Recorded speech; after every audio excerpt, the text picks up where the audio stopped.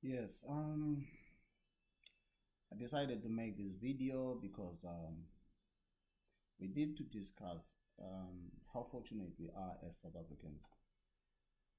Um, the reason I'm making this video is that when you look across our continent, you hear in that country or in this country there is a coup d'etat of young people fighting against their government.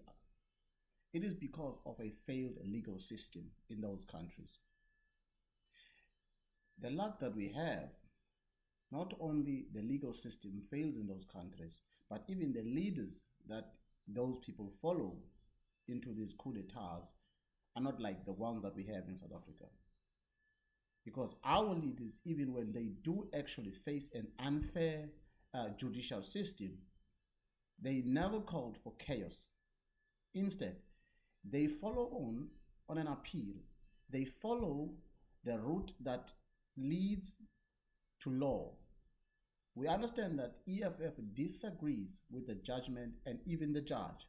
And the EFF has always expressed that the judge in Eastern Cape was unfair and she was incompetent at the same time. But as we witnessed, Mr. Malema went to the court over and over again and gave her the respect that the South African law has afforded this woman until she decided to sentence her, and Mr. Malema accepted that sentencing and then appealed as the law of our country allows him to do. But the reason I'm making this video is somehow I feel that we don't notice this when we talk about our leaders, as they have inherited from Mr. Nelson Mandela. When Nelson Mandela was prosecuted in our legal system, he was sent in jail through the law, an unjust law. Nonetheless, he attended his court cases. He went to those cases and he was sentenced, and he ended up in prison for 30 years, unfairly convicted. Mr. Malema follows in those footsteps, even though he knows this law, that the case was built against him and he was convicted before he even walked into that court.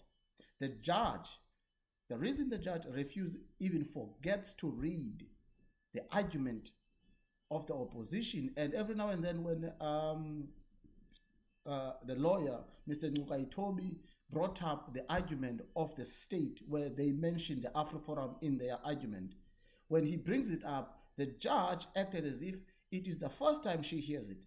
And I believe it was the first time, because the only way she could have remembered is if he read the transcript of the previous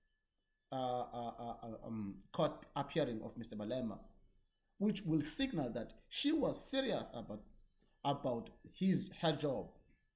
But the fact is, she was not serious about her job, because every decision that she made today in that court, it was made before Mr. Malema arrived in that court for the first time in 2018.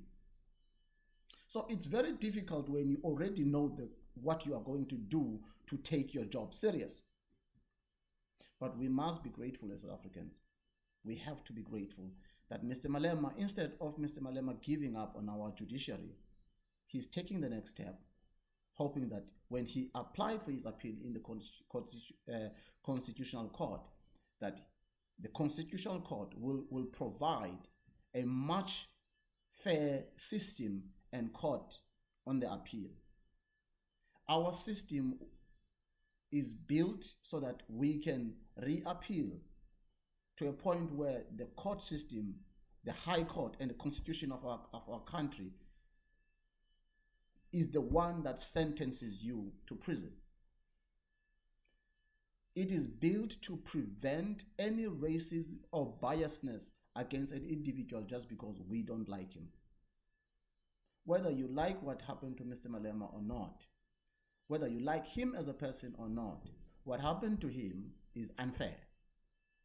Because remember, there was a situation here in Brackenfell where an individual in a protest discharged a weapon, and that individual was arrested, not the next day, exactly the same day, and he was went to jail. And when he was given a bail, he went home. And when he came to his judgment was a fine and a warning. No prison sentence, not even 1 day in prison. A warning, not even a like money. He did not have to pay fines. He discharged a weapon, just like Mr. Malema, not celebrating, in a more aggressive situation where there was a conflict between the EFF members who were protesting at a school and the supposed parents of the children at the school. Because remember, the EFF was also there because of the children who were being abused inside the school. So the EFF was there as parents of the children in that school also. But the white people thought that their right as parents of their children inside school were more important than the black children in that same school. But that person who discharged a weapon is not in prison, nor does he have a 5-year sentence that seeks to send him to prison.